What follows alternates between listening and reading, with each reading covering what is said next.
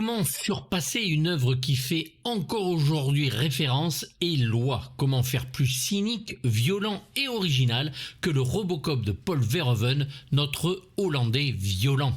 Eh ben on fait pas, on ne peut pas, simplement, mais on peut essayer de s'en approcher. Pas un geste, police. Tant pis pour vous, messieurs. 2 ans après, Orion va remettre ça donc et demander pour remplacer le Polo, qui n'est pas intéressé bien sûr, à Tim Hunter d'abord, et oui, qui est donc ce bonhomme, réalisateur obscur d'un fleuve de la mort avec Keanu Reeves et un casting de jeunes premiers à l'humour noir très prononcé, de quelques téléfilms et épisodes de séries télévisées, dont 3 pour Twin Peaks, qui quittera le projet du coup durant la pré-production pour aller sur un juge Dredd qu'il ne réalisera pas. C'est pas à moi, mec, je te jure, je me défonce pas. Puis on va demander à Niels Gope, qui est envisagé, mais il refuse.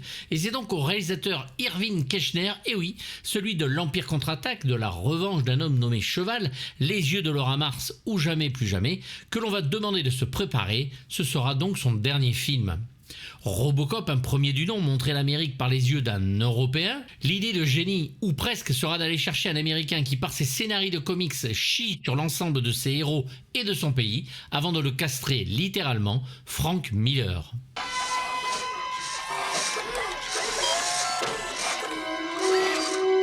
Orion sait que le film est important en merchandising, jouets et jeux vidéo. Il faut que le film marche, que dis-je, il faut que ce soit le carton de 1990. La bande-annonce d'époque fait pourtant bien flipper, un robot sort de sa voiture, tire sur un gars qui est en train de fumer et dit « officier de paix » au lieu d'officier de police en VO. Merci de ne pas fumer. Les décors viendront de Houston, le premier avait été tourné en partie à Dallas, où de vieux buildings des années 40 se frottent à des immeubles très futuristes. Le Cullen Theater sert de siège pour l'OCP et le Houston Theater pour la scène finale. Le film, pour Irving Keschner, est très personnel, ce qui semble bizarre quand on voit le produit fini. En tout cas, il ne veut pas copier le Polo et cela se voit. Et Pierre qui roule vaut 2 hommes avertis. Jamais les bons enfants ne disent de grossièreté. Parce que le film, il faut le dire, il est très lent. Il a une image qui est très téléfilm. Et c'est d'image justement dont le film manque, d'ampleur, même si le film tente une approche sur la dualité du héros. C'est effectivement un homme en enfer qui en vit même un au risque d'y perdre le peu d'humanité qui lui reste, alors que c'était la recherche de celle-ci dans le premier.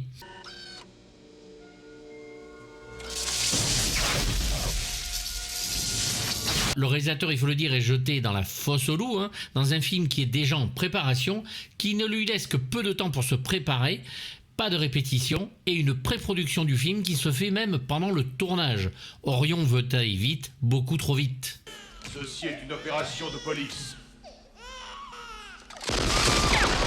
Le script aussi est modifié au jour le jour aux grandes dames de Frank Miller. Si vous regardez bien la programmation du Dr Fax, je vous le lis de suite, il faut faire des arrêts sur image, on peut y lire la directive 262 sur Robocop, éviter les réunions avec Orion. Message caché certes, mais message tout de même.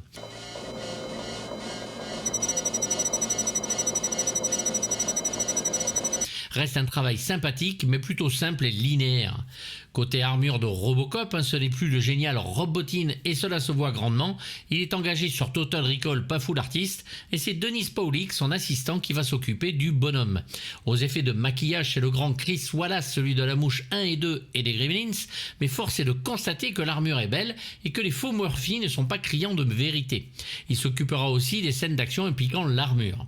Ces récepteurs de douleur sont toujours en place. Ils sont au maximum d'excitation. Non, la batterie de secours doit provoquer de petites perturbations.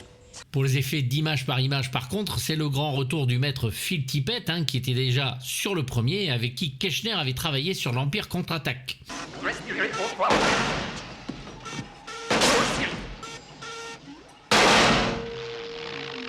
Dans le premier volet et les combats avec ED209, il nous régalait et ici il va faire une démonstration de nombreuses créatures de Frankenstein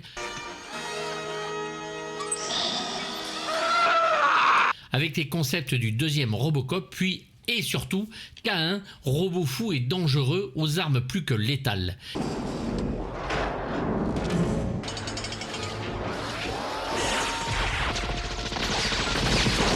Tippett va s'investir en restant sur le tournage et nous montrer que du coup, il travaille encore mieux que sur le premier.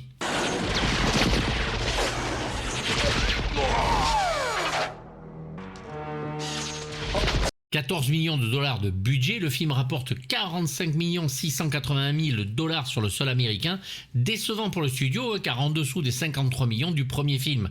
En France, ce seront 1 8 434 spectateurs en salle, alors que le premier avait attiré 1 700 000 spectateurs. Mais la concurrence est plus dure cette année-là, il faut le dire.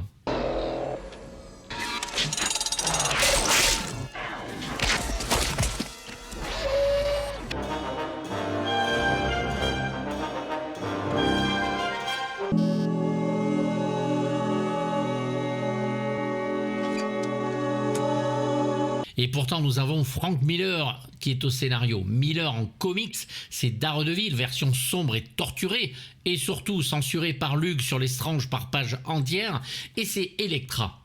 Batman âgé et ultra-violent dans The Dark Knight et ses suites, Batman Year One dessiné par le fabuleux Mazzucchelli, dont le Batman de Matt Reeves pourrait en être la suite, Ronin, 300 et bien sûr Sin City, bref une star de la culture de masse américaine. Alex, est-ce que tu me reconnais? Les bruits de couloir sont nombreux sur ce qui est arrivé à l'histoire, puisque plusieurs personnes ont écrit des morceaux. Ceux du premier déjà, les premiers scénaristes qui ont été virés avec du pessimisme à outrance, puis Lewis et Robocop qui kenneraient ensemble, oui, ça a été évoqué, il faut le dire, alors qu'au final, avec une couche d'ozone qui se barre en couille, une nouvelle drogue qui arrive sur le marché, la Nuke, OCP qui tente de remplacer Robocop, l'original, par quelque chose de plus manipulable, on a un truc qui est simple mais efficace.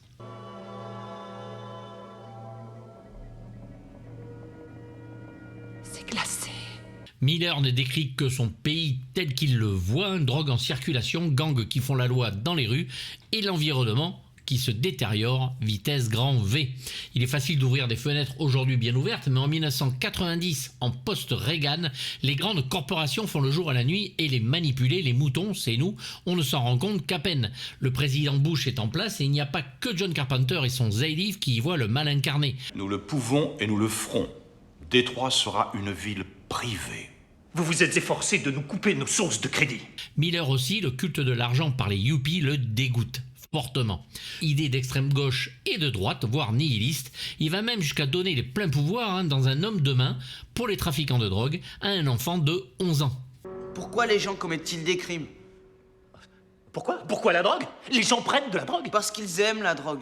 Pour le scénario, il est aidé ou remplacé selon certains par Waylon Green, un scénariste de La Horde sauvage de Sam Peckinpah ou Le convoi de la peur de William Friedkin, donc pas un manche. Et il nous donne quelques légères fulgurances, genre l'homme et la bête, l'homme est-il plus robot que humain? Alex Murphy est décédé.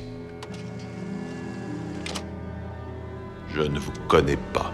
Mais au final, quand le film se termine, on a quand même très peu de Robocop, beaucoup moins de Lewis, Nancy Allen en est même dégoûtée, et la seule chose dont on se rappelle, c'est le boulot encore une fois titanesque et fabuleux de Phil Tippett pour un combat homérique qui dure 3 plombs mais qui est absolument génial entre Robot et Cain. La forme sur le fond, on est bien loin du premier, même si le plaisir est là.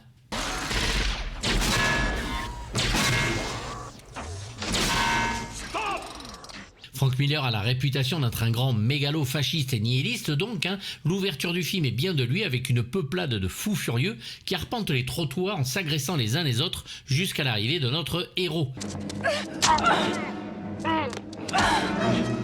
Allez, debout! On est dans du métal hurlant, celui qu'on aime. Miller sait malmener ses personnages et il l'a assez prouvé. Il va voir le premier Robocop en vidéo, il pense que le titre ne peut qu'annoncer un film stupide, va adorer bien sûr le film de Verhoeven, et quand on lui propose la suite, il va accepter sans rechigner. Franck, le bleu des rêves. Je crois qu'on y est, monsieur. Et c'est du coup 2 ans de galère qui vont suivre avec 7 réécritures, une grève des scénaristes, des attaques des anciens scénaristes du premier par interview, pas très heureux de ne pas avoir été contactés et que leur histoire ait été refusée. Elle donnera le pilote de la série de 1994. Bref, il prend tout dans la gueule. Après tout, c'est vraiment lui la star. Merci, Franck. Il débute, il veut faire ses preuves et montrer que le métier s'apprend tous les jours. Le premier film a posé les dalles d'un travail qui lui ressemble, il n'a plus qu'à casser son jouet, comme il le fait si bien et de façon sadique si possible, parce qu'il va en chier le Murphy, il est même démonté au marteau-piqueur par les méchants.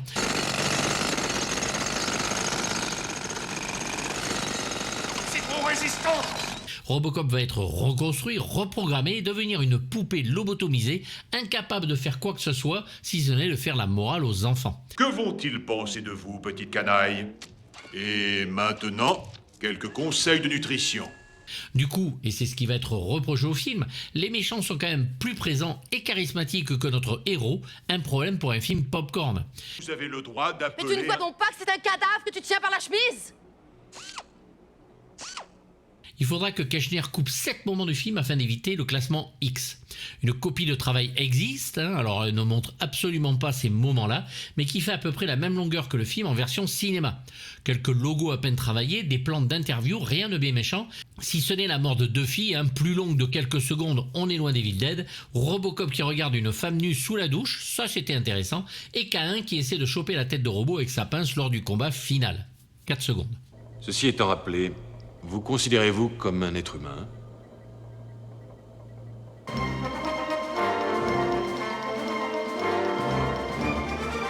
Comment tu te sens, Murphy? Je me sens en forme, Warren, merci de vous en soucier. Peter Weller reprend son rôle d'Alex Murphy Robocop sous 3 conditions. Un bon script, un costume plus confortable et bien sûr plus d'argent. On lui répond oui aux 3.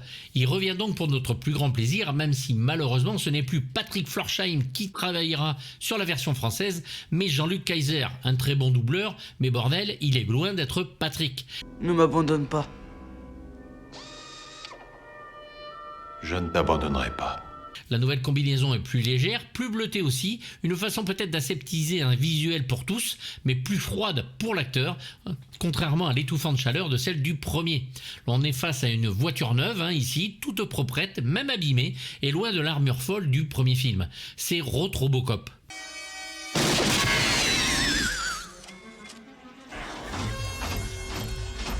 Weller travaille la démarche avec son professeur de mime, qui est Moni Yakim, dès qu'il a une pause. L'homme reste à côté de l'acteur en permanence, et l'entraînement de Weller se base sur un jogging de 10 km, 1800 mètres de natation, poids et haltères, danse classique et régime. 18 heures de travail par jour, Weller s'investit.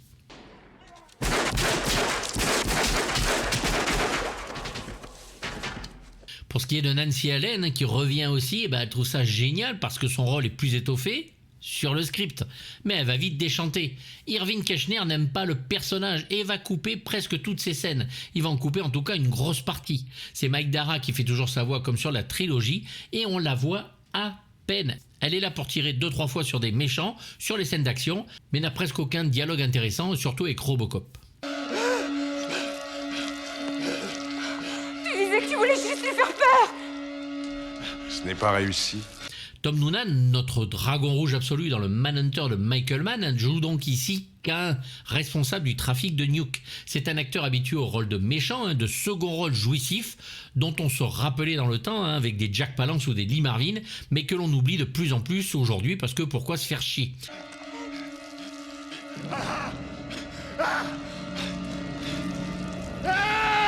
Noonan est de ces acteurs, à l'instar d'un Michael Ironside ou Kurtwood Smith du premier Robocop, qui nous joue ses rôles toujours habités, imparables et ultra professionnels. Il s'injecte du nuke à chaque plan et fait montre d'un sadisme très Frank Miller quand il fait taillader un traître devant son homme de main, un gamin de 11 ans qui en détourne bien sûr le regard et qui va obliger à regarder.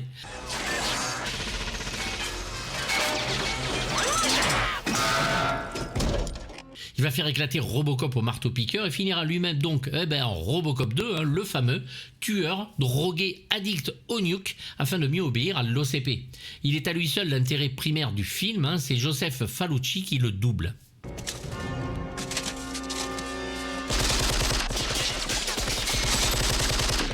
Hob est l'enfant donc homme de main de K1, joué par le jeune Gabriel Damon. C'est un personnage vicelard et violent et on l'a vu dans le Terminus de Pierre William Glenn ou le Tequila Sunrise de Robert Towne. Il est le miroir de ce que le scénariste voit aux États-Unis, des enfants de plus en plus violents qui vendent de la drogue sans peur, sachant qu'ils éviteront la prison du fait de leur âge. Les missions de nos robots ne sont pas de tout repos, Johnson. Fax sait très bien ce qu'elle fait. Dan O'Herlihy, le président de l'OCP, dit le vieil homme, comme dans le premier film, et il est doublé par Roland Ménard. De capitaliste dans le premier, il est ici une belle ordure, et pour le réalisateur correspond parfaitement à l'institution Reagan et Bush et les monstres qu'ils ont créés. L'important, c'est la faillite de la ville. C'est un enjeu de taille pour notre compagnie. Oui, je Pendant que comprends, Robocop est hors d'état de servir, le crime progresse. Il croit entièrement dans le pouvoir, mais au final, c'est tout simplement le plan cul avec le Dr Fax qui semble le motiver plus que tout. Le sexe cause des problèmes du monde. Bien sûr, Monsieur Johnson, Alex Murphy. Un fervent catholique, sorti major de sa promotion, bon père de famille. Et de sexe, comment ne pas y penser, avec cette icône des années 80, Belinda Bauer dans le rôle du docteur Juliette Fax, vue pour la première fois aux côtés de notre Remo, Fred Ward, dans le Time Rider, le cavalier du temps perdu de William Deere. On la verra ensuite dans le Flashdance d'Adrian Lyne et le pilote de la série Supercopter en amour de Stringfellow Hawk, qui tombe sous les coups de l'infâme docteur Charles-Henry Moffett, créateur du Supercopter et fou allié, joué admirablement par David Hemmings. On la verra aussi dans le premier chapitre du Necronomicon réalisé par Brian Yuzna, Christophe Gans et Shusuke Kaneko en 1993. Oui, mademoiselle Fax et moi-même en avons déjà discuté. Je sais que vous lui apporterez toute l'aide nécessaire. Elle y joue une scientifique sans aucune forme d'empathie, un docteur Frankenstein féminin absolument immonde qui joue de ses charmes pour pouvoir atteindre son but. C'est Anne Deleuze qui fait sa voix, celle qui fait la voix de Bonnie Bedelia dans les Die Hard. Bon, allez, ça suffit comme ça que tout le monde retourne à son poste. Dépêchez. Allons-y. Robert Docky, toujours le sergent de police, chef de commissariat et responsable du secteur métro-ouest, quand on le voit, il est à peine présent dans le film, comme dans le reste de la trilogie. Jean-Pierre Moulin le double parfaitement, mais ce n'est pas la voix du premier. 5 mois, Johnson. 19 millions de dollars. De même, Felton Perry revient en Youpi, il était l'assistant et collègue de Bob Morton dans le premier, c'est toujours Guy Chapelier qui officie sur sa voix. Tu as vu ça? Dis donc, il en a pris pour son matricule. Et Mark Rolston, le Drake d'Alien le Retour, joue Steph. Magnavolt, la protection automobile est une affaire sérieuse. Fini les alarmes qui dérangent les voisins, plus besoin d'appeler la police. John Glover est un vendeur chez Magnavolt dans une publicité. Franck, la benzédrine me fait claquer des dents. Et Frank Miller, et oui, le scénariste Frank Miller, le dessinateur Frank Miller, est en caméo, c'est lui qui crée la drogue pour K1, et on le voit dans la scène du camion, où il se fait un peu houspiller par K1, jusqu'à finir malheureusement explosé dans ce fameux camion.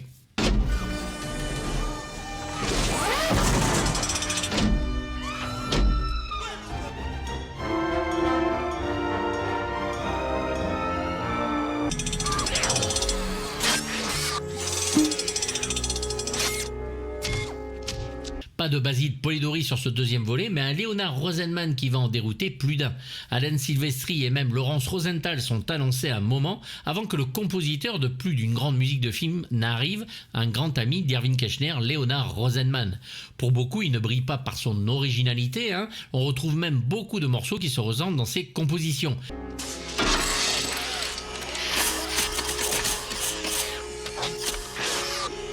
Mais comme beaucoup de compositeurs finalement. L'album d'époque chez Varese va commencer de façon triomphante avec un thème et des chœurs de soprano nous chantant un valeux Robocop. Il veut ainsi marquer l'humanité de Murphy. Ouais, Basil avait fait 100.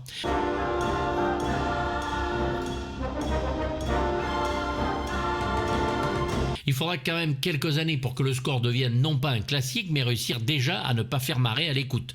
Son approche de la musique ici est classique, un perso, un thème, un instrument. C'est un solide technicien et son approche est rarement codifiée, au contraire, il casse beaucoup de choses.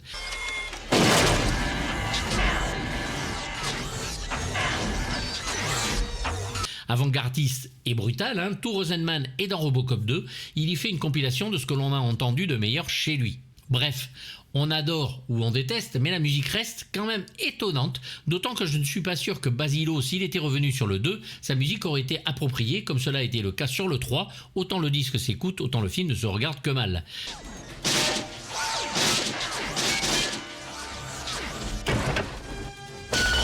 The Hollywood Studio Symphony fait le taf, surtout dans l'album Deluxe, édité dans sa version complète, toujours chez Varese en 2019. Avec ses cuivres violents et ses violons mélancoliques, le score est plus traditionnel, bizarre et novateur à la fois. Seul le morceau du combat entre les deux robots arrive à me convaincre par sa puissance, mais ce n'est que mon avis. Bref, faites-vous votre idée, moi j'aurais toujours du mal à l'écouter en entier.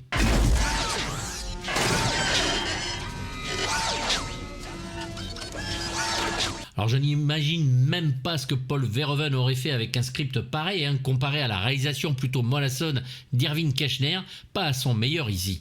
C'est un cauchemar urbain que Kershner n'a pas compris et ne développe jamais malheureusement. Malsain et à la violence gratuite certes, il perd aussi en humour et en second degré, peut-être encore à cause d'un réalisateur qui n'a pas su voir en son scénariste ce qu'il l'était.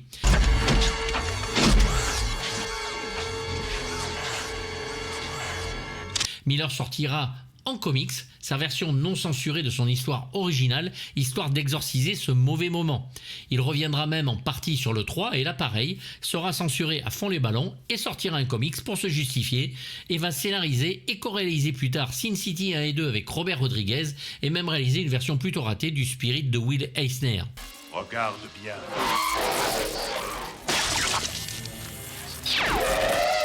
Pour Irving Kershner, Robocop 2 est un dessin animé, ça en dit long sur les intentions de tout le monde, scénariste mis à part. Le film ne rate pas le coche, mais on est loin du chef-d'œuvre du premier. C'est pour moi un 4,5 sur 6 parce que il y a l'affrontement entre Cain et Robocop, qui pour moi est un chef-d'œuvre absolu d'animation, quelques bonnes scènes assez drôles et d'action plutôt bien foutues, mais ça ressemble à un téléfilm, mais vraiment de A à Z, et c'est mou. Le film fait 2 heures, c'est mou. Où est le premier, quoi? Où est le premier? Voilà, bon, écoutez, j'espère que vous serez d'accord avec moi. On en débat bien sûr dans les commentaires. Dites-moi ce que vous en pensez. J'attends vraiment vos réponses, même si elles sont contre mon avis, ce qui est tout à fait normal. Je vous dis à bientôt pour du très lourd. Bye bye, à bientôt. N'oubliez pas d'activer la petite cloche et de vous abonner. Patience, Lewis. Après tout, nous ne sommes que des humains.